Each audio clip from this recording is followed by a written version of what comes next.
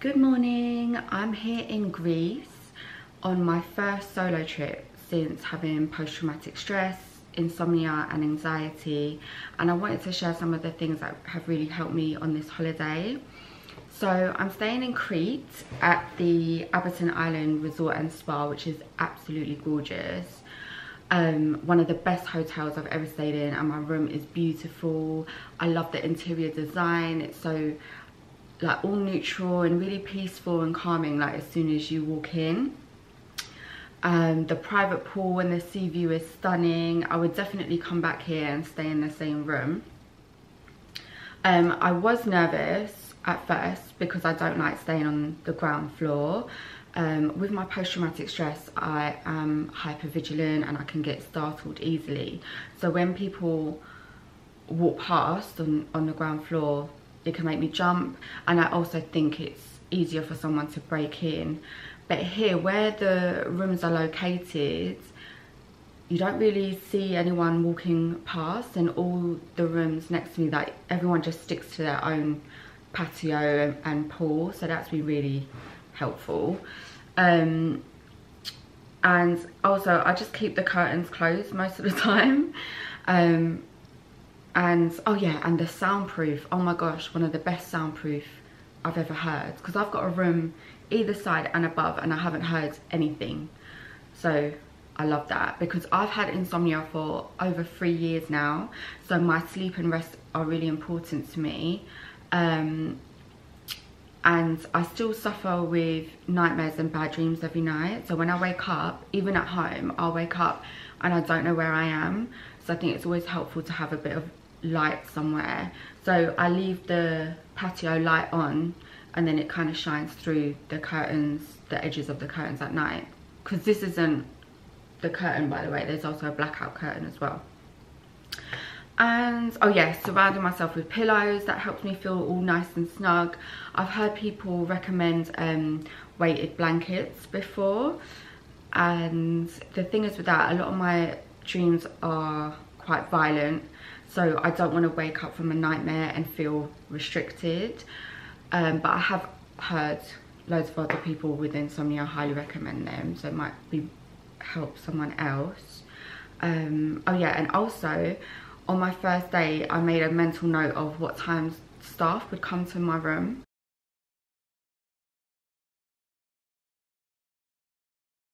So around 10 AM, the people with the minibar, like refreshments, they'd come to see if you needed anything new. And then around 1 or 2 o'clock in the afternoon, housekeeping would come to clean your room. And then around 8 or 9 in the evening, housekeeping will come again and give you more bottled water and these lovely little chocolates and sweet treats every night. It's really thoughtful, and that's what I love about this hotel as well. They're very thoughtful, and there's a lot of attention to detail. What was the other thing? Oh yeah, so on Tuesday I went to the spa and had a massage, and that night, Tuesday evening, when they come to give me my water, they also said, oh, we've got a little present for you from the spa, and it was this really nice Elemis eye cream, so that was really sweet. And the spa, oh my gosh, it's absolutely gorgeous. Again, really peaceful, calming, quiet. And the spa pool, so it's an indoor heated pool with these really pretty lights, and yeah, love it there. What else? Spa. Oh yeah, talking about pools, their main pool is huge, and I love it because you can do loads of laps and not get bored.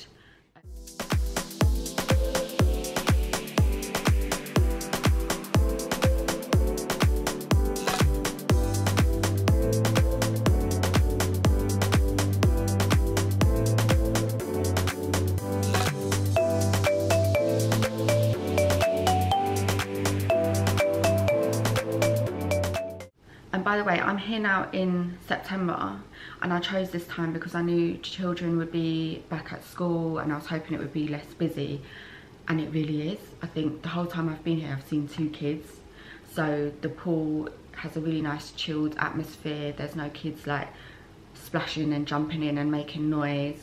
Buddha bar, which is right next to the pool, that's playing music, but it's not overwhelming, it's like nice background music. Sunbathing by the pool by yourself, I know some people can be intimidated by that, or more so just feel shy. And what helps me is having the mindset of, I'm only here for a week and I'm never going to see these people again, so who cares? And no one by the pool cares, and if they are looking or thinking, oh, she's by herself, they're probably just people watching. So I don't take notice, I don't take it personally. And I think back to my struggles over the past few years, when I was in a bad way and I was in bed depressed, wouldn't shower for days on ends and was suffering from suicidal thoughts. I think back to that and I see myself now and I remind myself, like, Rochelle, you've come so far, you're alive, you're healthy. Again, enjoy it, make the most of it. And there's a quote that I like as well, which says, every situation in life is temporary, so when life is good, make sure you enjoy and receive it fully. And when life is not so good, remember that it will not last forever and better days are on the way. So that helps me, you know, be more present and think, you know, enjoy it while I'm here, and don't let other people's opinions or whatever affect you.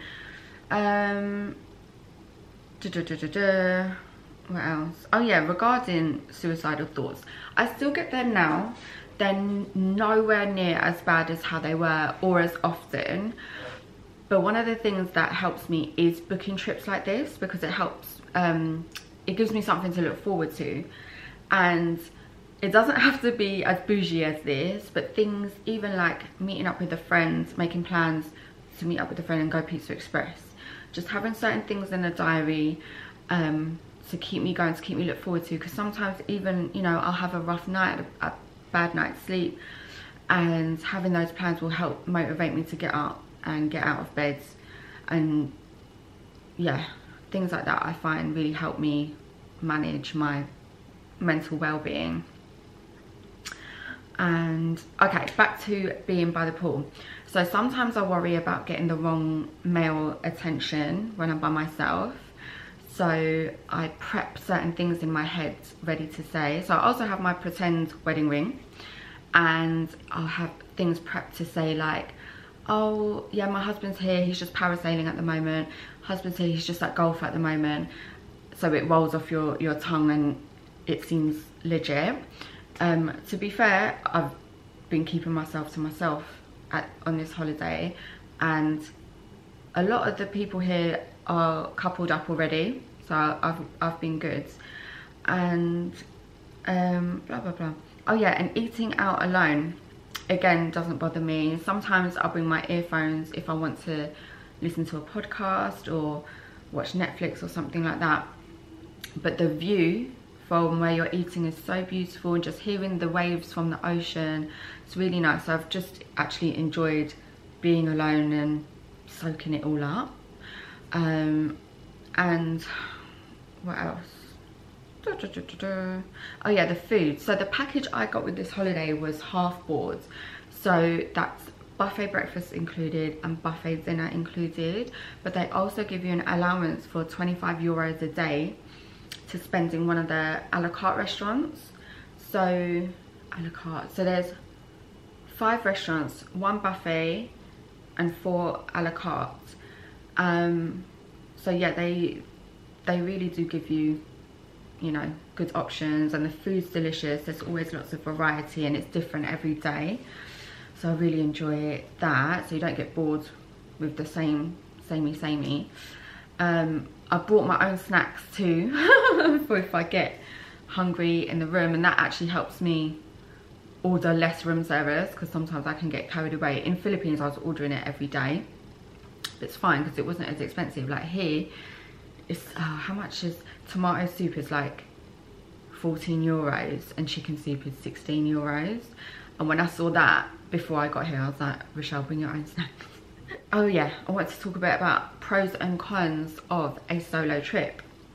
So pros, you can do whatever you want, and whenever you want. You fancy going by the pool, by the beach, spa, nap, do whatever you want and whenever.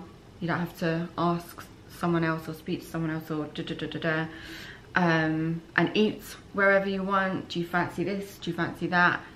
Whatever you want. Personally, with my insomnia, I always feel like a burden when I'm sharing a room, because I just think I'm not going to be moving a lot in my sleep. When I'm waking up early and I'm pottering about, I don't want to disturb that other person, but that's just me personally. So it's been nice to just wake up whenever and move around in the bed and think, okay, not worry about disturbing anyone else. Oh yeah, and my energy levels are very up and down. So I couldn't go on holiday with someone who wanted to party every day or adventure every day.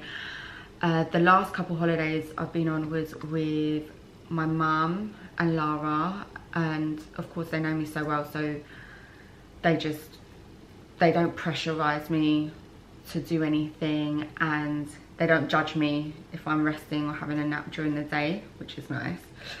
And being by myself, there's less distractions, so I was able to do a lot of reading this holiday, which I'm really proud of, and catching up on my favourite podcasts. And also I was able to be alcohol free this holiday.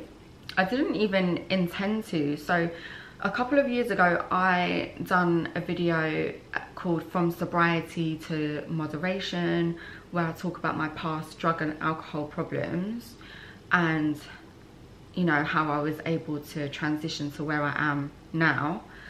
And you know, so now I've been drinking, so I've done 3.5 years sober, and now I've been drinking for just over 2 years. I'm still a lightweight, I still get mashed up, I still get hungover, but I choose to drink as and when I want to, rather than excuse me, using it as a crutch, relying on it, or using it to numb the pain, you know, as and when I go through my adversities.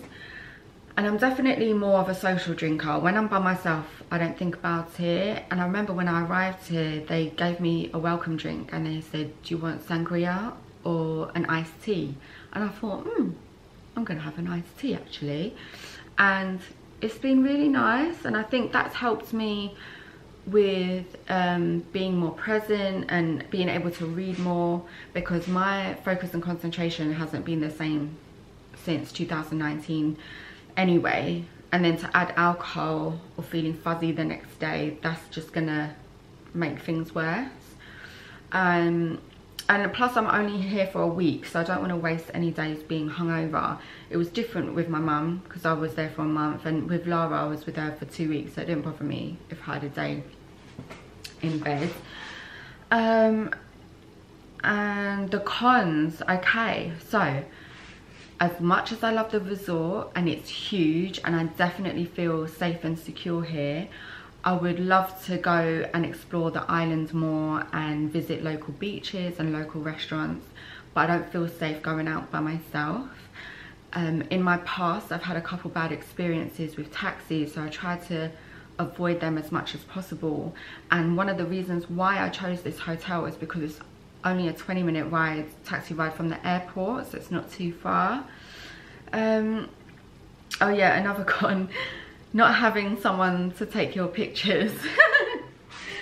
So bless my mum, she was my photographer last holiday.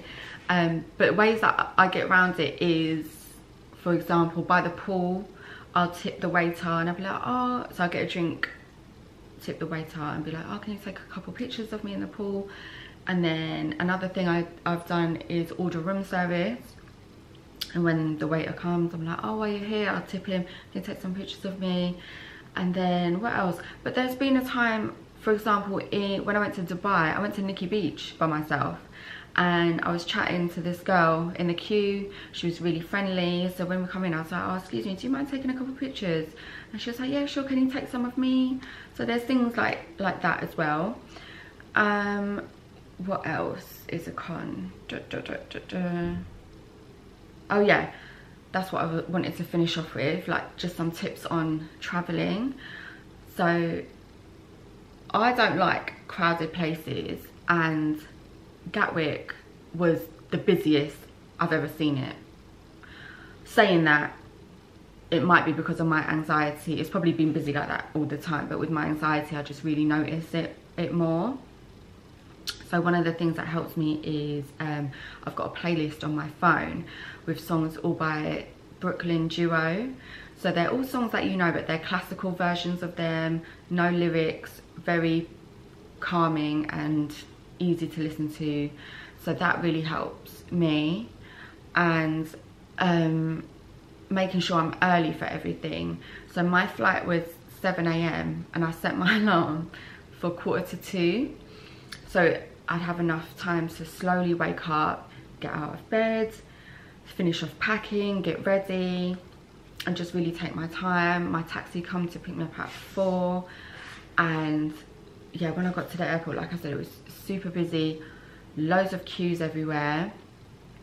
And which I'm grateful that I spent the extra money to get speedy boarding with Easyjet. I highly recommend that because the queues are shorter to check your luggage in.